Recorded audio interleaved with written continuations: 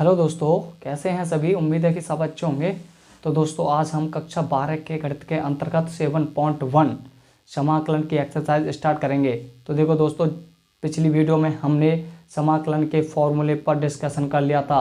जिन बच्चों ने वो समाकलन वाली वीडियो नहीं देखी है फॉर्मूले वाली, वो जाकर पहले समाकलन के फॉर्मूले वाली वीडियो देख ले, ताकि वहाँ से आपको समाकलन के फॉर्मूले याद हो जाएंगे और आज एक्सरसाइज करने में आपको लिए कोई भी दिक्कत नहीं आएगी। ठीक है दोस्तों, तो आइए हम एक्सरसाइज स्टार्ट करते हैं 7.1।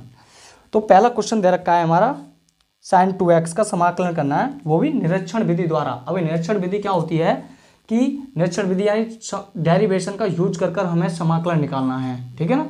तो इसके लिए आपको डेरिवेशन आना बहुत जरूरी है, बोले तो अवकलन आना बहुत जरूरी है।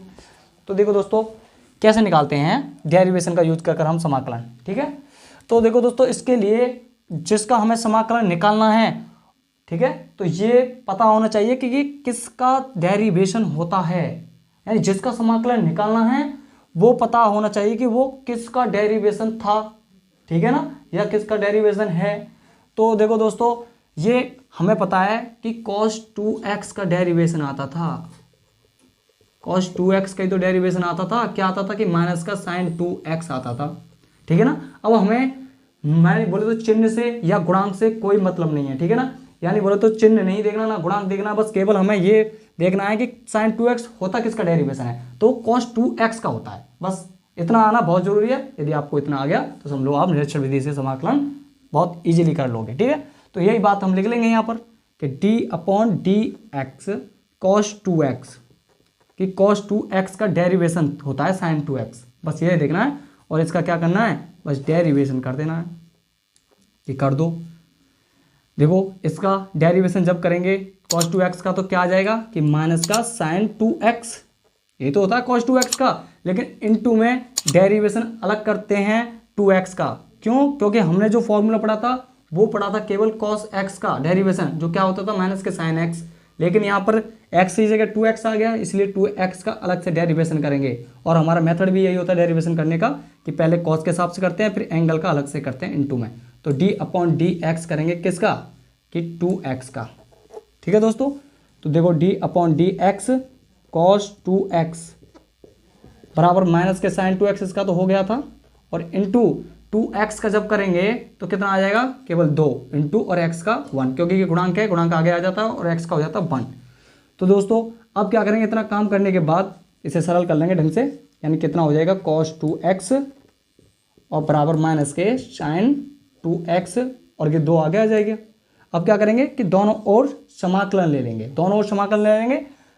इससे पहले समाकलन लेने से पहले हम dx को इधर पहुंचा देंगे, यार कैच की गुणा कर देंगे, तो ये हो जाएगा d और cos 2x बराबर माइनस के 2 sin 2x और इंटू dx पहुंच जाएगा इंटू में। अब इसका यानी अब क्या करेंगे, अब समाकलन ले लेंगे दोनों ओर। जब दोनों ओर समाकलन लेंगे तो देखो d से यानी अवकलन से समाकलन कट जाएगा, क्योंकि समाकलन हमारा डेरिवेशन का व्युत्क्रम होता है, यानी उल्टा होता है, इसलिए कैंसिल आउट हो जाएंगे। और ये क्या बचेगा, केवल cos 2x बचेगा।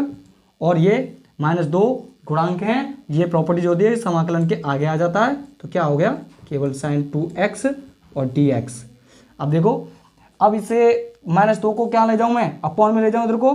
ठीक है, और ये वाली साइड इधर को लेकर आऊं, ये वाली साइड इधर को लेकर आऊं। ठीक है, क्योंकि ये गुणांक है, गुणांक का भाग में जाता है ना, तो क्या हो जाएगा sin 2x और dx बराबर के cos 2x और अपॉन में ये पहुंच जाएगा माइनस का 2, तो माइनस तो ऊपरी आ जाता है।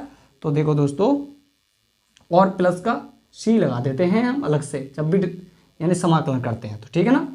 यानी ये कांस्टेंट का आता है हमारा, तो इसे इसमें लगाओ मत लगाओ, कोई दिक्कत नहीं है। ठीक है, तो दोस्तों देखो, आपने sin 2x का समाकलन निकाल लिया है, जो कि क्या आ गया, माइनस का cos 2x upon 2 plus c।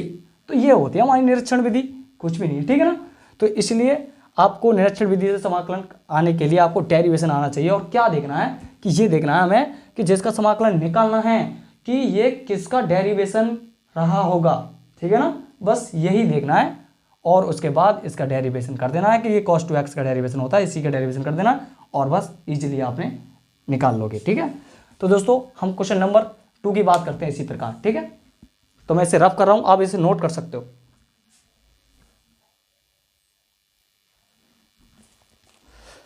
तो देखो दोस्तों, इसी प्रकार हम क्वेश्चन नंबर 2 की बात, आप इसी पहले क्वेश्चन की तरह दूसरा क्वेश्चन आप इजीली कर लोगे इसी प्रकार से, ठीक है। और तीसरा तो आसान है ही है, मैं आपको चौथा बताता हूँ।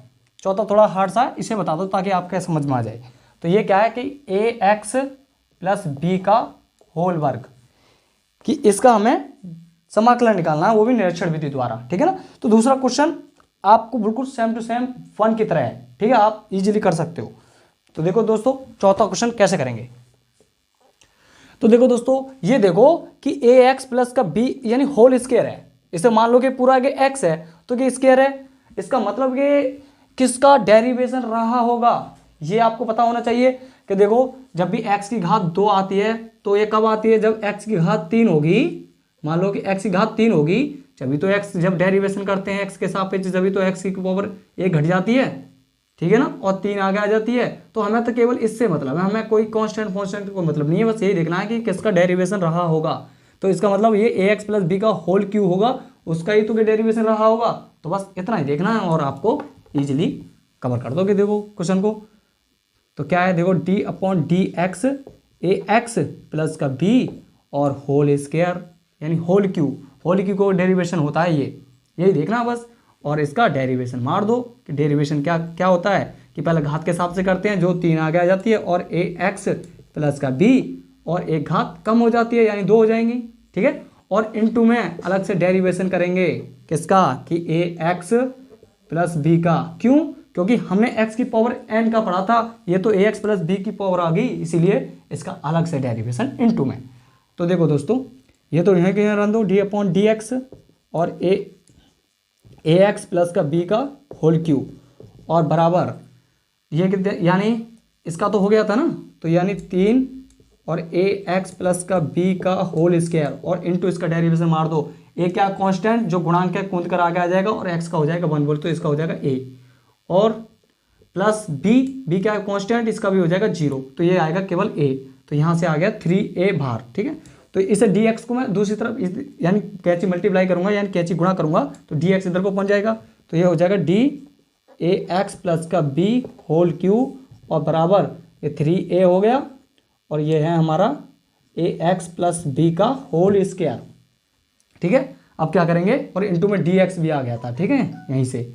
तो अब दोनों और क्या करेंगे, समाकलन लेंगे, और दोनों और समाकलन लेंगे तो हमें पता है कि डी से समाकलन कैंसिल आउट, क्योंकि डेरिवेशन समाकलन का उल्टा होता है, इसीलिए तो ये कैंसिल आउट हो जाएगा। तो ये क्या बचा, ए एक्स प्लस बी का होल क्यू और बराबर, अब देखो 3 ए क्या है, 3 ए कांस्टेंट है, जो कि ये प्रॉपर्टी जो होती है समाकलन के आगे आ जाता है, तो 3a आगे यहाँ पर हमें इसे डायरेक्टली मैं जब इसके आगे आ जाएगी ये गुणांक बन जाएगा, गुणांक क्या पहुंच जाएगा, अपॉन में, ये अपॉन में पहुंचा दी मैंने, ठीक है।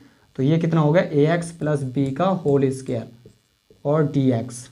बताओ, अब इस चीज़ को इधर लिख रहा हूँ मैं, इस चीज़ को इधर लिख रहा हूँ, तो यानी कितना हो जाएगा कि ए एक्स प्लस बी का होल वर्ग और डी एक्स और बराबर ये कितना है कि ए एक्स प्लस बी का होल क्यू और बट्टे 3। तो देखो दोस्तों, और प्लस का सी कर देते हैं जब भी समाकलन करते हैं, तो क्योंकि कांस्टेंट का कितना, 0 का कितना आता है कांस्टेंट, इसलिए, ठीक है। तो देखो दोस्तों, ये आपने ए एक्स प्लस बी का होल स्क्वायर का भी निरीक्षण विधि द्वारा समाकलन ज्ञात कर लिया, जो कि क्या आया, ए एक्स प्लस बी का होल क्यू अपॉन 3, ठीक है दोस्तों। तो आइए इसी प्रकार हम नेक्स्ट क्वेश्चन की बात करते हैं। तो उम्मीद है आपने निरीक्षण विधि द्वारा समाकलन इजीली सीख लिए होंगे दोस्तों। तो इसे आप उतार लो, मैं इसे रफ कर रहा हूं, ठीक है।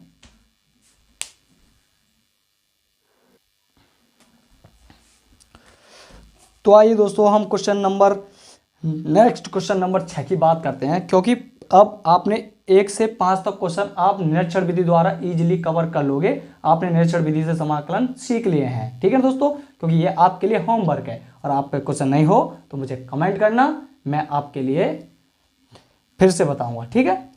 तो क्वेश्चन नंबर 6 देखते हैं। अब हमें क्वेश्चन नंबर 6 फॉर्मूला का यूज कर हमें इसका समाकलन करना है, यानी कैसे भी कर सकते हैं, ठीक है ना। अब देखो क्वेश्चन नंबर 6 हमारा, निम्नलिखित समाकलन को ज्ञात कीजिए, ठीक है। तो क्वेश्चन नंबर 6 जो कि क्या दरका है कि समाकलन और 4e की पावर 3x और प्लस 1 इसका हमें करना है समाकलन। तो देखो दोस्तों, ये आपने बहुत अच्छी तरह से, यदि आप पे फॉर्मूले आते हैं समाकलन के तो आप बहुत ही इजीली से इसे कर सकते हो। ठीक है, तो पहले करेंगे हम 4 यानी 4e⁻3x का, क्योंकि ये समाकलन की प्रॉपर्टी जो होती है जब भी प्लस माइनस में हो तो उसका अलग अलग क्या हो जाता है, समाकलन हो जाता है। तो पहले दोस्तों 4e⁻3x का करेंगे तो क्या हो जाएगा कि 4 हमारा कांस्टेंट है जो समाकलन के बाहर आ जाएगा और e⁻3x, ठीक है ना, और dx क्योंकि x dx यानी x के सापेक्ष कर रहे हैं इसलिए, और प्लस 1 का अलग से करेंगे क्योंकि ये प्रॉपर्टी जो होती है हमारी, और dx ये हमने अलग अलग कर लिया। चाहो तो आप डायरेक्ट कर सकते हो, ठीक है ना, मैंने आपके लिए समझाने के लिए कर दिया ये पहला क्वेश्चन। तो देखो दोस्तों 4 हमारा यूँ ही रहेगा क्योंकि बाहर है ये, और e⁻3x का जब समाकलन करेंगे तो कैसे करेंगे ये देख लो पहले। ठीक है, तो e⁻3x का क्या होता है कि e⁻3x का आपने जो समाकलन पढ़ा था e⁻x का पढ़ा था, सर क्या आता था कि e⁻x का e⁻x आता था और प्लस का c हो जाता था। क्यों? क्योंकि प्लस का यानी 0 को करते तो कांस्टेंट आ जाता है। तो आपको फॉर्मूले आना बहुत जरूरी है, इसीलिए आप मेरी पिछली वीडियो देख लो, वहाँ से आपको सारे फॉर्मूले याद हो जाएंगे। ठीक है, तो देखो इसी प्रकार से हम e⁻3x का करेंगे तो e⁻3x का e⁻3x ही होता है, और बट्टे अलग से 3x का डेरिवेशन करेंगे, यानी बोले तो हर में, यानी d/dx किसका, 3x का।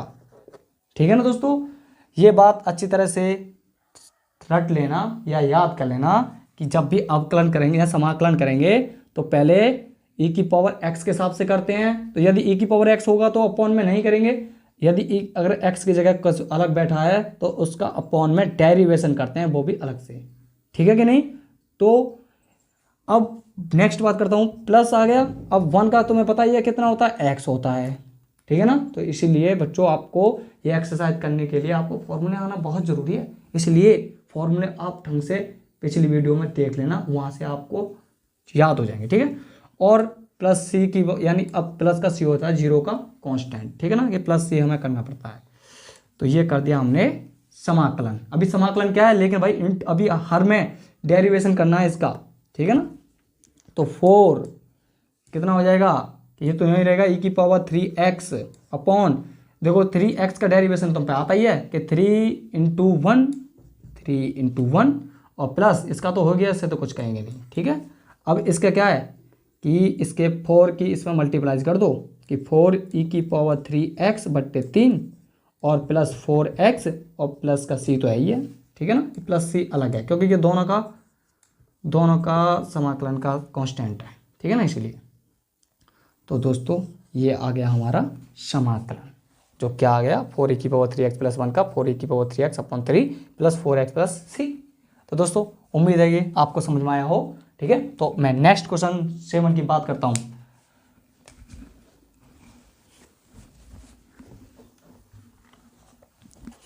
तो क्वेश्चन नंबर 7 कैसे दिया है, क्वेश्चन नंबर 7 दिया है कि x² और यानी x² और 1 माइनस के 1/x²। ठीक है दोस्तों, और dx, इसका हमें क्या करना है, इसका समाकलन करना है x के सापेक्ष।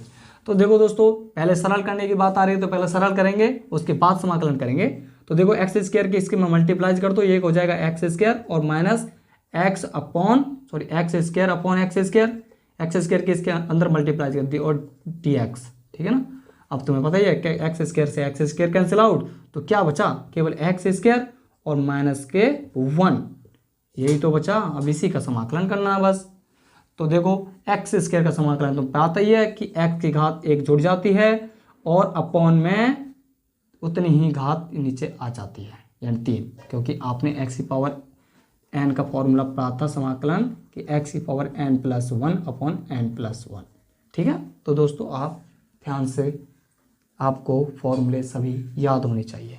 ठीक है, तो और -1 का कितना हो जाएगा x और प्लस c, क्योंकि 0 का कांस्टेंट होता है, समाकलन में c तो आना ही आना है। ठीक है, तो दोस्तों ये हो गया हमारा x², इसका यानी बोले तो समाकलन x³ minus x plus c। तो आपको दोस्तों ये समाकलन बहुत इजी लग रहे होंगे। ठीक है ना, बस आपको क्या है कि आपको फॉर्मूले आ जाए तो आप कोई भी समाकलन ईजिली कर लोगे, ठीक है ना। तो अब मैं क्वेश्चन नंबर 8 की बात करता हूँ, ठीक है दोस्तों।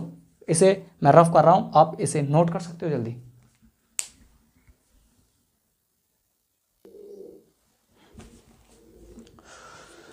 तो देखो दोस्तों, क्वेश्चन नंबर 8 आप बहुत इजीली कवर कर लोगे, ठीक है ना। बहुत आसान है। ए एक्स स्क्वायर का अलग से कर लेंगे, बी एक्स का अलग से, सी से अलग, जिसमें ए बी सी कॉन्स्टेंट है, आपको बहुत अच्छी तरह से आता है ये। क्वेश्चन नंबर 9 भी ऐसा ही है, 8 की तरह ही, ठीक है। इसे भी आप इजीली कवर कर लोगे। मैं बात करता हूँ क्वेश्चन नंबर 10 की, ठीक है ना। तो दोस्तों ये आपको जो छोड़ते जा रहा हूँ मैं, वो आपके लिए होमवर्क है, ठीक है। और जिन बच्चों पर ये क्वेश्चन नहीं हो, हालांकि ये क्वेश्चन कर लोगे, क्योंकि मैं आपके लिए जब भी छोड़ रहा हूँ, क्योंकि आपके लिए बहुत ही छोटे क्वेश्चन है और आप इसे कर लोगे, ठीक है। अब मैं क्वेश्चन नंबर, और यदि नहीं होना आपको, तो मैं आपके लिए व्हाट्सअप नंबर दे दूंगा, आप व्हाट्सअप पर मुझे सेंड कर सकते हो और मैं आपके लिए सॉल्यूशन अवश्य दूंगा, ठीक है। तो देखो क्वेश्चन नंबर 10 की बात करते हैं हम। क्वेश्चन नंबर 10 क्या है?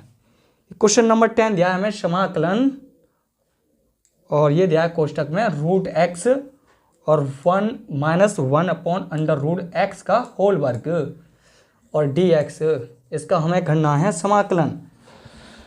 तो देखो दोस्तों, पहला तरीका तो यह है इसका करने का कि पहले तो इसका होल वर्ग खोल दो, ठीक है ना। होल वर्ग खोल दो और फिर इसका समाकलन कर दो।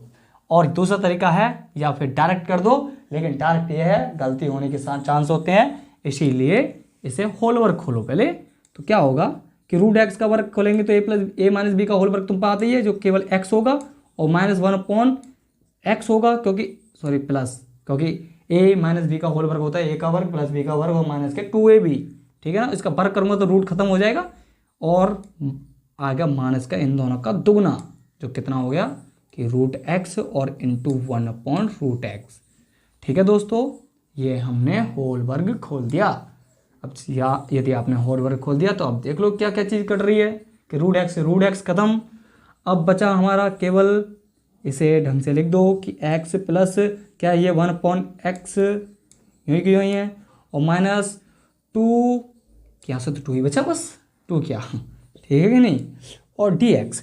अब इसका कर दो समाकलन, जो आप बहुत अच्छी तरह से आता है, 8वां भी ऐसे ही है, 9वां भी ऐसे ही है, और आपने ये पहले भी सीख लिया है कि x की घात यहाँ कितनी है, 1, x की घात 1 है, तो क्या होती है कि जब भी इसका समाकलन करते हैं तो इसकी घात में एक घात जुड़ जाती है और उतनी ही घात नीचे आ जाती है, तो कितना हो जाएगा x की घात 2/2, ठीक है ना। इसीलिए मैंने ये पहली वीडियो में आपको सारे फॉर्मूले बता दिए हैं, तो ध्यान करके उसे देख लेना और आपको कभी भी दिक्कत नहीं आएगी समाकलन में, देख लो तो, ठीक है। तो देखो x ये कितना हो जाएगा, एक्स स्क्वायर अपॉन के 2, x का होता है कि समाकलन, और प्लस 1 अपॉन एक्स, आप जानते हो कि 1 अपॉन एक्स आ जाए तो ये किसका अवकलन होता है, यानी लॉग एक्स का, ठीक है दोस्तों। तो ये हो गया लॉग एक्स का, और माइनस का 2 क्या है कांस्टेंट, लेकिन इंटू में 1 भी तो लिख रहा है, 2 × 1, और 1 का आपको पता ही है कितना होता है, तो 1 का होता है x, ठीक है, और प्लस का c। तो दोस्तों ये हो गया हमारा समाकलन। देखो कितना इजी है, बस क्या है आपको फॉर्मूले आने चाहिए, फॉर्मूले आ गए तो आप समाकलन भी यूं ही कर लोगे। तो इसीलिए मैंने आपको पिछली वीडियो में ना दोस्तों, मैंने डेरिवेशन से समाकलन सारे बताए हैं कि कैसे कैसे डेरिवेशन से समाकलन के फॉर्मूले आते हैं। तो दोस्तों क्वेश्चन नंबर मैं 11 की बात करता हूं, नेक्स्ट की, ठीक है। अब नेक्स्ट क्वेश्चन क्या है कि नेक्स्ट क्वेश्चन है हमारा, इसे मैं रफ कर रहा हूं, ठीक है, थोड़ा सा।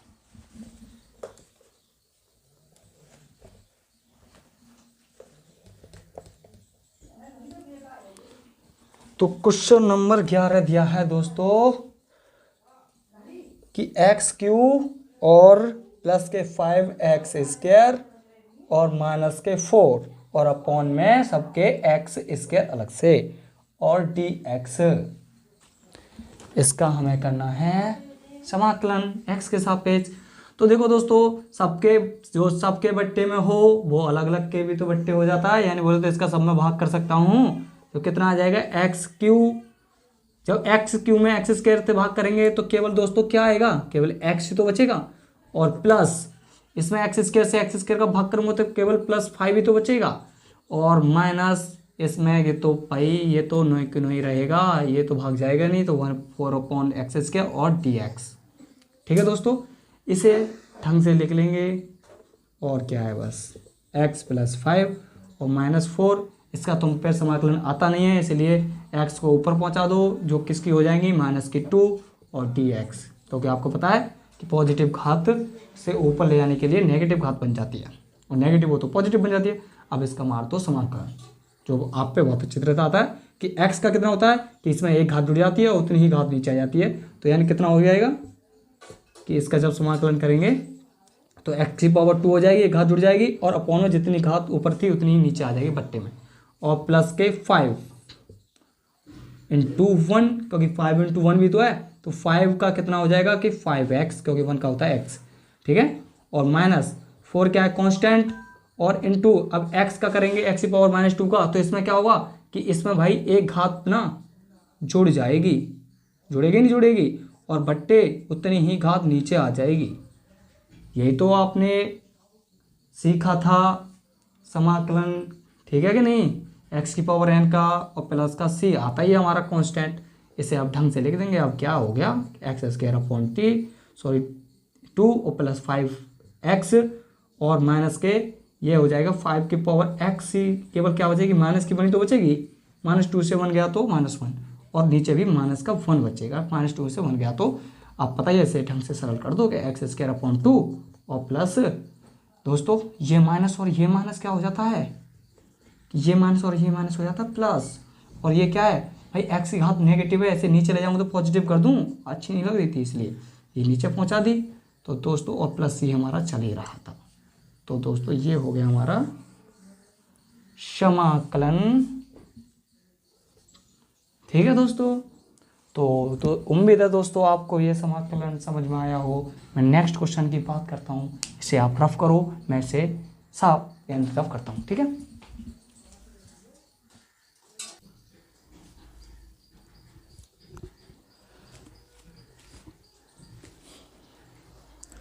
तो दोस्तों अब हमने क्वेश्चन 11 कंप्लीट कर लिए, तो हम क्वेश्चन नंबर 12 अब स्टार्ट करेंगे, ठीक है।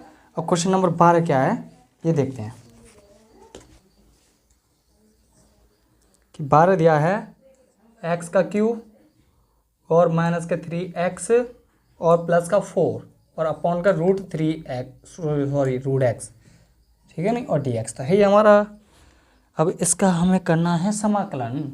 अब कैसे करेंगे समाकलन, तो देखो दोस्तों आपने इसका कोई मतलब दिमाग में तो आ ही नहीं रहा यार कैसे करेंगे, ठीक है ना। तो फिर क्या करना है, जो सरल करना है ना, पहले हमें सरल करेंगे फिर उसके बाद देखेंगे कि समाकलन हो रहा है कि नहीं। तो पहले तो काम हमारा सरल करना ही होता है ना। तो देखो ये हमें बताया है, इसे ये कितनी घात है, हम जानते हैं कि रूट जो होती है यानी x लिख रही हो तो इसकी घात होती है 1/2, यानी रूट को कहते हैं 1/2। तो इसका मतलब मैं इसे ऊपर लेके जाऊं, ठीक है कि नहीं। पहले बताओ सबके अलग अलग कर दो, यानी सबके अलग अलग नीचे कर दो, तो यानी हो जाएगा x³ और 1/√x और माइनस के 3x अपॉन के √x और प्लस के 4/√x, क्योंकि जो सबके नीचे होता है वो अलग अलग के भी तो नीचे हो जाएगा, ठीक है कि नहीं। ये हो गया हमारा। अब हमें बताया है कि इसे काट तो नहीं सकते हैं, ठीक है ना, काट तो सकते हैं लेकिन आप पता नहीं पड़ेगा कैसे काटेंगे, तो फिर इसलिए इसको ऊपर ले जाएं, ठीक है, ऊपर लेके जा रहा हूं मैं। तो ये x का क्यूब है ये हमारे पास, इस क्या बन गया यानी x³ और ये क्या है हमारी x की घात माइनस की 1/2 हो जाएगी, क्योंकि रूट को कहते हैं 1/2, लेकिन ऊपर लेके जाएंगे तो ये हो जाएगी प्लस की, ठीक है। और माइनस इसी प्रकार से 3x है ये, इसे ऊपर लेके जा रहा हूँ तो ये घात हो जाएगी हमारी माइनस की 1/2, ठीक है कि नहीं। और प्लस ये हो जाएगी हमारी माइनस की, ऊपर ले जाएंगे तो, ठीक है। तो √x को हम ऊपर ले गए, ठीक है। अब क्या करेंगे, अब सरल करेंगे दोस्तों, कि हमें पता है कि जब भी बेस सेम हो जाता है तो इनकी पावर जुड़ जाती है, ये आपको सभी को आता है कि x की पावर कितनी हो जाएगी कि 2 3 6, 6 में से 1 गया तो 5/2, यही तो आएगा। इसे सरल कर सकते हो आप अलग कि 3 में माइनस के 1/2 जोड़ना, तो 2 3 6, 6 में से 1 गया तो 5/2 ही तो बचेंगे।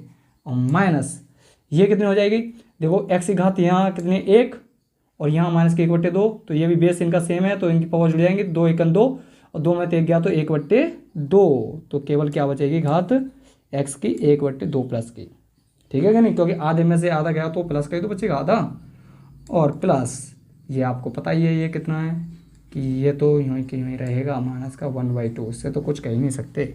अब क्या है, अब हो गया सरल। अब इसका समाकलन कर दो, करो दोस्तों, कि पहले घात के हिसाब से करते हैं, क्योंकि ये x की पावर n आ रही है तो घात के हिसाब से करेंगे। तो घात के हिसाब से क्या होता है कि भाई x की पावर n का आपने पढ़ा था कि x की पावर n का होता है x की पावर n+1/n+1, तो यानी इसकी घात जुड़ जाएगी, यानी एक घात जुड़ जाती है 5/2 में +1, और अपॉन में इतना ही नीचे आ जाता है 5/2 +1, ठीक है कि नहीं। और माइनस इसी प्रकार से इसका भी घात के हिसाब से, तो एक घात जुड़ जाएगी 1/2 +1, ठीक है, और उतनी ही नीचे आ जाएगी 1/2 +1, और प्लस 4 इंटू इसमें भी क्या होगी कि इसकी भी x की घात 1 जुड़ जाएगी, और उतनी ही पूरी की पूरी घात नीचे आ जाती है -1/2 +1, और प्लस का c आता ही है जब समाकलन करते हैं। ठीक है दोस्तों, आपने समाकलन कर लिया है, बस अब क्या है, अब इसको सरल करना है बस, और कुछ नहीं है। ठीक है, तो देखो दोस्तों, ये तो हो जाएगा हमारा x, इंक खत्म हो गया, ठीक है, मैं इंक डाल देता हूँ जब तक, ठीक है।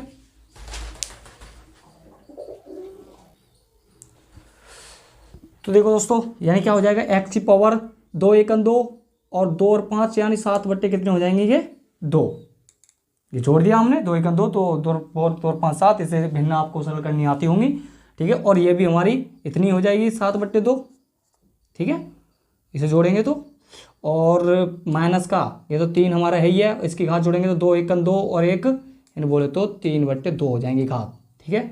और ये भी सेम टू सेम है इसी की तरह, तो ये भी 3/2 हो जाएगी, और प्लस इसको भी सरल करो, यानी ये कितने हो जाएगी 2 × 2, और माइनस के 1 में से 2 गया तो प्लस का ही तो बचेगा 1/2, ठीक है कि नहीं, और इतना ही नीचे बचेगा 1/2 प्लस का c, ठीक है दोस्तों। अब क्या है, आपको पता है कि तीसरे नंबर की चीज़ कहाँ पहुँच जाती है, सबसे ऊपर पहुँच जाती है, बोले तो क्या हो जाएगा कि ये 2 पहुँच जाएगी ऊपर, तो यह हो जाएगी 2x की पावर 7/2, और बट्टे में 7 हमारा है ही था, ठीक है कि नहीं, और माइनस ये भी देखो तीसरे नंबर की चीज़ ऊपर पहुँच जाएगी, तो 3 पहले से ये 2 और पहुँच जाएगी, 3 दूनी 6 हो जाएगा, क्योंकि क्या हो जाएगा x की पावर 3/2, और बट्टे हमारा 3 नीचे है ही है, और प्लस ये आपको पता ही है कि ये कितना है कि 4x की घात 1/2, और अपॉन में सॉरी ये 2, यानी ये भी तीसरे नंबर की चीज़ है 2, इसे भी ऊपर ले जाएंगे तो 4 दूनी कितने हो जाएंगे 8, और बट्टे में हमारा 1 है, 1 लगाओ या मत लगाओ, और प्लस का c हमारे पास था ही, तो ये हो गया आपका समाकलन। ठीक है दोस्तों, देखो दोस्तों, आपने समाकलन बहुत इजीली सीख रहे होंगे, देखो कुछ भी नहीं है समाकलन में, है कि नहीं, बस आप ढंग से फॉर्मूले याद कर लो और समाकलन करने का तरीका सीख लो, तो आपसे कोई भी क्वेश्चन नहीं बचेगा। ठीक है दोस्तों, तो मैं नेक्स्ट क्वेश्चन की बात करता हूं।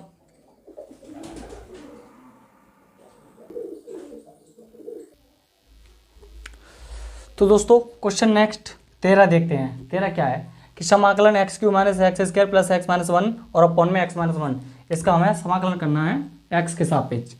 तो देखो दोस्तों, उसमें क्या सोचे हैं, क्या करें हैं, यानी बोले तो पहले हल ही करना पड़ेगा, क्योंकि डायरेक्ट तो कर ही नहीं सकते हैं, क्योंकि अंश बट्टे हर आ रहा है, तो पहले इसे हल करेंगे। हल कैसे करेंगे, देखो सीधी सीधी बात है इसमें कि इसमें x² कॉमन दिखाई दे रहा है, यानी दोनों का जोड़ा बना लें, तो इसमें तो x² कॉमन है, तो इसमें से x² कॉमन ले लो, ठीक है। तो इसमें से x² जब कॉमन लेंगे तो ये क्या हो जाएगा x² कॉमन, और यहाँ बचेगा x - 1, और यहाँ पे प्लस का x - 1 हमारे पास है ही है। यहाँ से देखेंगे तो यहाँ से 1 कॉमन ले लो, ठीक है ना, यहाँ से, क्योंकि यहाँ से कुछ भी कॉमन नहीं है इस डब्बे में, तो 1 मान लिया कि 1 कॉमन है, तो ये आ गया x - 1 और dx। अब पूरे में देखो क्या कॉमन है कि पूरे, और बट्टे में x - 1 भी था। अब पूरे में देखो कि पूरे में हमें x - 1 कॉमन दिखाई दे रहा है, ठीक है कि नहीं, और दूसरे डब्बे में क्या बचा रह गया, यानी बार बार कि x² प्लस के 1, भाई यही तो बचा रह गया, बताओ, और ये dx। ठीक है दोस्तों, अब जो हमें बताया क्या करेंगे कि अब इनटू में आ गया, तो ये ऊपर नीचे कैंसिल आउट हो रहा है, x - 1 से x - 1 पूरा डब्बा कट गया। अब क्या करेंगे दोस्तों कि x² का समाकलन करेंगे, और अब इसे लिख लो ढंग से ताकि आपको अच्छा लगे, और dx।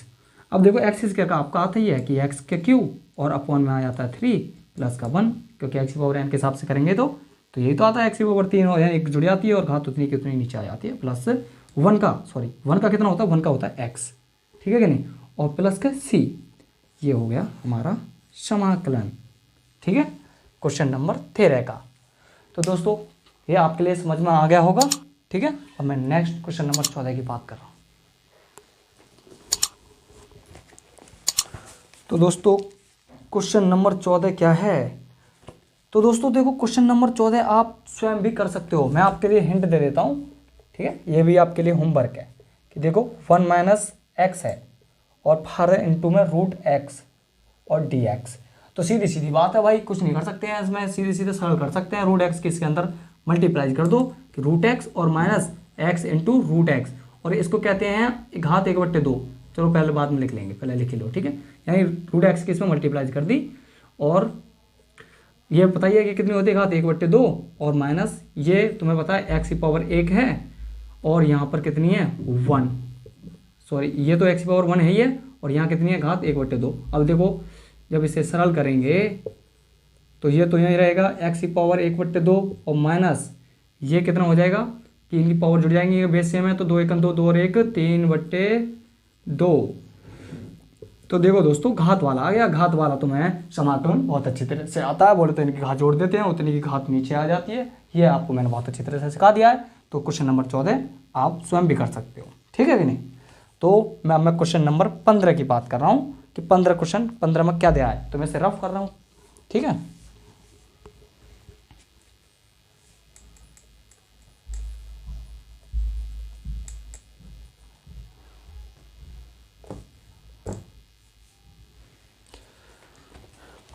क्वेश्चन नंबर 15 दिया है हमें। ओहो, यानी 15 में भी आप इजीली कवर कर लोगे। तो देखो दोस्तों 15 में कि मैं हिंट देता हूँ, यानी हो ही जाता है हिंट क्या, अब तो बस आपको करना नहीं करना है। देखो रूट ये दिया रूट एक्स और दिया है 3x² और प्लस के 2x और प्लस के 3। गीला होने की वजह से थोड़ा इंक सब दिखाई नहीं दे रहा होगा। ठीक है दोस्तों, तो बस क्या है, इस रूट एक्स को बस इससे सरल करना है, बोलो तो इसके अंदर मल्टीप्लाई कर देनी है, और वही जब बेस फॉर्म होता है तो इनकी पावर जुड़ जाती है। सरल करके दिखा देता हूँ। ये पता है हमें घात कितनी है, इससे मैं अंडर रूट को 1/2 घात लिख सकता हूँ कि सर बिल्कुल लिख सकता हूँ, और इसके अंदर इसकी मल्टीप्लाई कर रहा हूँ सबके पदों के अंदर। तो ये हो जाएगा 3 × x² तो है ही है, और एक और हो जाएगी यानी 1/2, और प्लस इसके साथ हुई 2x तो है ही है, और इसकी गुणा हो जाएगी 1/2 cos x की। ठीक है, और प्लस 3 तो हमारे पास है, इसकी गुणा हो जाएगी तो x की पावर 1/2। ठीक है दोस्तों, ये आ गया। अब देखो आप इनकी पावर जोड़ने आती है आप पे कि कितनी होती है बेटे, कि 3, इनका बेस सेम है तो घात जुड़ जाएगी 2 1 2 2 और 1 3/2, और प्लस इसी प्रकार से इनकी घात भी जुड़ जाएगी कि यहाँ पे एक घात है तो 2 1 2 और 1 3/2। सॉरी ये गलत हो गया ना, ये 2 दूनी 4 और 1 5 कि 5/2, और ये 3/2, और प्लस ये कितना, ये तो यहीं कहीं रहेगा 1/2। तो देखो दोस्तों इसे मैं पूरा हल कर देता हूँ, हालांकि तुम कर भी लेंगे क्योंकि पिछला भी क्वेश्चन मैंने छोड़ दिया था ऐसे ही। मैं इसे बता देता हूँ। देखो ये क्या है कि ये कांस्टेंट है, ये कूद कर आगे आ जाएगा, जब इसका पूरे का समाकलन कर दो डायरेक्ट, अब 3 कांस्टेंट 3 आ जाएगा आगे, और x घात करेंगे यानी x पावर n दिखाई दे रही है तो इनकी घात क्या होती है 1 जुड़ जाती है। भाई यही तो बताया था फॉर्मूला मैंने, और अपॉन में ये टोटल घात ये यूँ को यूँ नीचे आ जाती है +1। ठीक है कि नहीं, यानी n+1 होता है ना फॉर्मूला, यानी x की पावर n+1 अपॉन n+1। इसी प्रकार से ये भी सेम ऐसी प्रकार से कि 2 कांस्टेंट आगे आ गया, और x की पावर n बोले तो एक घात जुड़ जाएगी 3/2 + 1, और ये पूरी की पूरी घात नीचे आ जाती है 3/2 + 1। ठीक है, और प्लस इसका भी इसी प्रकार से 3 कांस्टेंट है, x की घात यानी 1/2 + 1 एक जुड़ जाएगा, और 1/2 + 1 घात यूँ आ जाएगी, और समाकलन कर रहे हैं तो 0 का कांस्टेंट होता है, ये लगना ही लगना है। अब देखो दोस्तों इसे सरल कर लो। देखो यानी कितना हो जाएगा कि ये हो जाएगा 3, यानी x की पावर कितनी हुई 2 1 2 यानी 2 1 2 और 5 यानी 7/2। ठीक है कि नहीं, और बट्टे ये भी 7/2 हो जाएगा, और प्लस देखो 2x की पावर 2 1 2 और 1 2 1 2 और 3 यानी 5/2, और बट्टे ये भी 5/2 ही आ जाएगा, और प्लस 3x की पावर 2 1 2 और 1 3/2, और अपॉन में ये भी 3/2 ही आ जाएगा, क्योंकि 2 1 2 और 1 3/2, ठीक है। और प्लस का सी है ही हमारे पास। अब क्या है, हमें पता है तीसरे नंबर की चीज़ ऊपर पहुंच जाती है, तो बेटा क्या हो जाता है कि 3 तो हमारे पास पहले ही था ऑलरेडी, तो 3 दूनी यानी 3 दूनी हो जाएगा 6, क्योंकि तीसरे नंबर की चीज़ ऊपर पहुंच जाती है। 6x की पावर कितना हो जाएगा 7/2, और बट्टे में 7 हमारे पास था ही, और प्लस इसी प्रकार से तीसरे नंबर की चीज़ ऊपर पहुंच जाती है, 2 दूनी हो जाएंगे 4, और x की घात 5/2 और बट्टे 5 है हमारे पास, और प्लस इसी प्रकार से 2 की 3 में गुणा हो जाएगी, 3 दूनी 6 और x की घात 3/2 और बट्टे में 3 हमारे पास है ही है। हालांकि हम 3 दूनी 6 से काट सकते हैं, ठीक है दोस्तों, और प्लस का सी हमारे पास है ही है। तो ये केवल क्या आ गया, ये आप यहाँ पे भी काट सकते हो, तो ये आ गया केवल 2 2x3। मैं डायरेक्ट कर दिया अगली लाइन, क्योंकि जगह नहीं थी मेरे पास, इसीलिए मैंने दूसरी लाइन यही बना दी है, ठीक है ना। तो ये आ गया हमारा समाकलन। तो क्वेश्चन नंबर 15 भी हमने कंप्लीट कर लिए हैं दोस्तों। उम्मीद है आपको ये समझ में आ गया होगा, ठीक है। तो क्वेश्चन नंबर में नेक्स्ट 16 की बात करता हूँ, तो मैं इसे रफ कर रहा हूँ, आप इसे नोट कर सकते हो।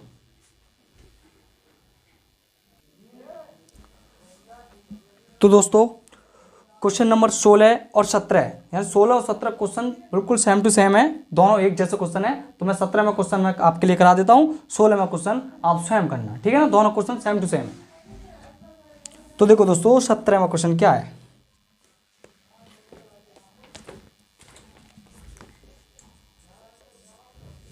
कि 17 में क्वेश्चन दिया है हमें 2x² और माइनस के 3 sin x और प्लस के 5√x और ये dx। ये भी बहुत इजी है, ठीक है ना, आप कर सकते हो, क्योंकि आपको बस फॉर्मूला आना चाहिए, तो समाधान तो यूँ हो जाएगा। तो देखो दोस्तों कि देखो इसका सम डायरेक्ट कर दो। अब क्या है इसका कि हमें पता है कि 2 कांस्टेंट है, आगे आ जाएगा, और x का यानी x² का करेंगे तो एक घात जुड़ जाएगी और अपॉन में उतनी ही घात नीचे आ जाती है, और माइनस 3 कांस्टेंट है, और sin x का क्या होता है कि sin x का समाकलन माइनस का cos x होता है, और डेरिवेशन बोले तो कि प्लस का cos x होता है। बस यही आपको ढंग से याद रखना है, ठीक है। तो sin x का होता है माइनस का cos x, माइनस का cos x, और प्लस 5√x, 5 क्या कांस्टेंट, √x का करेंगे तो बोले तो कि x की घात 1/2 है, तो इसे x की घात 1/2 कर लूँ तो क्या हो जाएगा कि x/2 की घात का हम जब समाकलन करेंगे तो एक यानी इसकी घात 1 जुड़ जाएगी और उतनी ही घात नीचे आ जाती है, ठीक है कि नहीं। तो यानी 2 1 2 और 1 3/2, तो इसका मतलब आ जाएगा √x का 3/2 और अपॉन में भी कितना 3/2, क्योंकि आपको मैंने बता दिया है, ठीक है कि नहीं।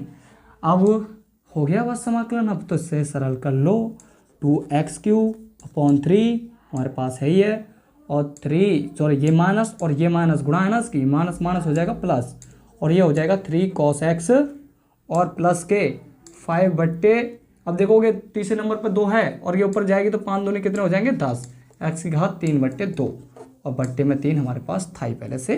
तो देखो दोस्तों ये हो गया समाकलन। देखो कितने छोटे छोटे समाकलन है, बस क्या है आपको फॉर्मूले आने चाहिए, ठीक है। तो 16वां भी क्वेश्चन ऐसा ही है, इसी प्रकार से मैंने इसलिए 17वां क्वेश्चन बता दिया है। तो नेक्स्ट क्वेश्चन की बात करता हूँ, क्वेश्चन नंबर 18 कि क्वेश्चन नंबर 18 क्या दिया है कि क्वेश्चन नंबर दोस्तों 18 दिया है sec x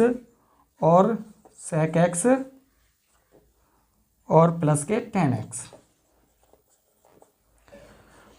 और dx। तो देखो दोस्तों अगर हम पे अब इसका मतलब इसका तो कैसे करें, ये तो इंटू में आ गया, फिर क्या करेंगे दोस्तों कि इसे सरल ही करेंगे, और क्या कर सकते हैं सरल कर सकते हैं, सरल करेंगे जब देखेंगे क्या होता है।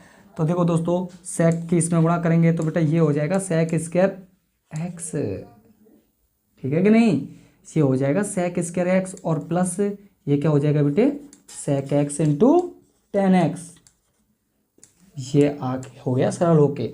अब आपको सारे फॉर्मूले पता है, sec² x का क्या होता है समाकलन, ये भी आपको बहुत अच्छी तरह से पता है कि sec² का x का होता है बेटे tan x। इसीलिए मैंने कहा है, बार बार कह रहा हूँ आपसे कि प्लीज़ उस वीडियो को देख लो जाकर, और आपको देखना उस वहीं पर आपको फॉर्मूले सब याद हो जाएंगे, ठीक है, और बिल्कुल दिक्कत नहीं आएगी फॉर्मूले में। तो बेटा ये होता है sec² x, हमारा समाकलन होता है इसका sec² x का tan x और plus sec x into tan x, sec x into ten x किसका समाकलन होता है कि sec x into ten x होता है sec x का, ठीक है कि नहीं, कि ये होता है हमारा sec x का समाकलन, और प्लस का c हमें आता ही है। इसीलिए दोस्तों फॉर्मूले बहुत वेरी वेरी इंपॉर्टेंट, सही है कि नहीं। तो ये हो गया हमारा समाकलन। देखो कितना छोटे छोटे सवाल हैं, बस कब छोटे हैं कि जब आपको फॉर्मूले आते हैं, ठीक है दोस्तों। तो मैं क्वेश्चन नेक्स्ट 19 की बात कर रहा हूँ। 19 क्या दिया है वो मैं इससे पहले रफ कर रहा हूँ थोड़ा सा, और यहाँ पर 19 आपके लिए बता रहा हूँ। तो देखो दोस्तों क्वेश्चन नंबर 19 क्या है कि 19 है sec इस डीले की वजह से, यानी sec स्क्वायर x और बट्टे है हमारा cosec स्क्वायर x और dx। अब देखो दोस्तों, अब ये कैसे करना है, ये तो अंश बट्टे हर आ गया, इसका भी फॉर्मूला नहीं पड़ा है। अरे सरल करेंगे, आपको त्रिकोणमिति सरल करनी है, जो भी है बस व्यंजक आपको सरल करना है, और फिर देखो अपने आप ही वो बन के आ जाएगा सरल होने के बाद कि जिसका तुम्हें समाकलन आता है और जिसकी तुम्हें तलाश थी, ठीक है कि नहीं। अब देखो sec स्क्वायर एक्स हम तोड़ेंगे, किसे सरल करेंगे त्रिकोणमिति। sec स्क्वायर एक्स क्या होता है बेटे कि sec स्क्वायर होता है हमारा 1 कोसेक कॉस स्क्वायर एक्स, ठीक है कि नहीं। और यही होता है ना sec स्क्वायर एक्स, और लेकिन भाई कोसेक स्क्वायर एक्स का क्या होता है उल्टा, कि ये होता है हमारा, यानी ये तो अपॉन में ही था ना 1 sin स्क्वायर एक्स, ओके तीसरे नंबर की चीज़ है। तो दोस्तों बेटे ये कहाँ पहुँच जाएगा, ये पहुँच जाएगा ऊपर sin स्क्वायर एक्स और dx, सही है कि नहीं। sec स्क्वायर का उल्टा 1 cos स्क्वायर एक्स, और कोसेक स्क्वायर का एक्स का उल्टा बोले तो ये 1 कोसेक स्क्वायर एक्स है, तो इसे क्या लिख देंगे sin स्क्वायर एक्स, ठीक है कि नहीं। अब ये क्या हो जाएगा कि sin एक्स बट्टे कॉस स्क्वायर एक्स, इस यानी बोले तो इसे क्या लिख सकता हूँ मैं, इसे लिख सकता हूँ मैं sin स्क्वायर बट्टे कॉस स्क्वायर एक्स को कि tan स्क्वायर एक्स और dx, यही तो हो गया। sin बट्टे कॉस tan ही तो होता है, स्क्वायर तो स्क्वायर कर दिया। अब भाई तुमने समाकलन tan स्क्वायर एक्स का कहीं पढ़ा था, ये सर बिल्कुल नहीं पढ़ा हमने, ठीक है ना, क्योंकि tan स्क्वायर एक्स का कोई समाकलन होता ही नहीं है। तो नहीं होता तो किसका होता है कि सर sec स्क्वायर एक्स का तो पढ़ा, tan स्क्वायर एक्स का नहीं पढ़ा। तो ठीक है, तो फिर ये तो आपको फॉर्मूले आते ही हैं, त्रिकोणमिति तो आपको आती होगी कि tan स्क्वायर एक्स को sec स्क्वायर में बदल दो, कि ये क्या होता है हमारा फॉर्मूला होता था एक 1 + tan स्क्वायर एक्स और बराबर sec स्क्वायर एक्स, यही तो होता था। क्या इसे 1 को पलंग लेके जाऊँ तो tan स्क्वायर एक्स बराबर आ जाएगा sec स्क्वायर एक्स माइनस के 1, ठीक है कि नहीं। तो tan स्क्वायर एक्स की जगह रख सकता हूँ मैं sec स्क्वायर एक्स माइनस के 1 और dx, ठीक है दोस्तों। अब तो आ गया ना, अब तो देखो sec स्क्वायर एक्स का आपका आता ही है समाकलन क्या होता है, अभी BC का था कि sec स्क्वायर एक्स का होता है tan x और -1 का कितना होता है x, ठीक है नहीं। और ये तो पता ही है ना 1 का x कैसे होता है, ठीक है ना, इसे मैंने आपको फॉर्मूले में बता रखा है, ठीक है। और फिर भी मैं आपके लिए दोबारा बता देता हूँ कि कांस्टेंट का कैसे होता है x, कि देखो 1 इसका मतलब इसमें क्या है, x की घात 0 होगी जब भी तो 1 होगा ये, ठीक है कि नहीं। तो x की घात 0 होगी जब 1 होगा, तो तुम्हें पता है कि इसकी जब समाकलन करेंगे तो घात के हिसाब से 0 + 1 एक घात जुड़ जाती है, नीचे 1 आ जाती है, तो x की पावर 1, तो बोलो x ही तो आया, ठीक है कि नहीं। और प्लस का c करते हैं हम, 0 का कांस्टेंट, ये हो गया समाकलन। देखो कितना ईजी है, ठीक है कि नहीं। अब देखो दोस्तों मैं नेक्स्ट 20वें की बात करता हूँ, और 20वें की मैं आपके लिए हिंट देता हूँ क्योंकि 20वां ईजी है। तो 20वां क्या है कि 20वां है हमारा, ये दिया है कि 2 - के 3 sin x और बट्टे कॉस स्क्वायर एक्स, यही तो है। तो देखो दोस्तों क्या है, हमें ज़्यादा से ज़्यादा हल कर सकते हैं, और क्या कर सकते हैं, हल करेंगे तो देखेंगे अपने आप ही आ जाएगा समाकलन। क्या है, जो सबके नीचे होगा उसे अलग अलग के नीचे कर देंगे, तो ये बेटा ये क्या हो जाएगा कि 2 बट्टे कॉस स्क्वायर एक्स क्या हो जाएगा कि 2 sec स्क्वायर एक्स, अरे सीधी सीधी बात है, 1 cos स्क्वायर एक्स क्या होता है sec स्क्वायर एक्स, तो ये हो जाएगा 2 sec स्क्वायर एक्स, और माइनस जब इसे सरल करेंगे तो बेटा ये क्या हो जाएगा कि ये sin x के नीचे cos x रख लो, क्या रख लो, साइन एक्स के नीचे यहाँ पर रख लो, देखो साइन एक्स के नीचे कॉस एक्स रख लो एक, और एक 1 कॉस एक्स अलग है ये हमारे पास, ठीक है, क्योंकि नीचे कॉस स्क्वायर एक्स थी ना इसलिए। तो बेटा ये तो हो गया हमारा tan एक्स, और बेटा ये ऊपर जाके हो जाता है हमारा sec एक्स। क्या बात समझ में आई? तो ये इसे जब सरल करेंगे ना, किसको, sine x upon cos square x को, तो बेटा ये आएगा हमारा sec x into tan x. और देखो कि इसका डेरिवेशन कितना, सॉरी समाकलन कितना इजी है। sec स्क्वायर एक्स का आपको आता ही है, sec x into tan x का आपको आता ही है।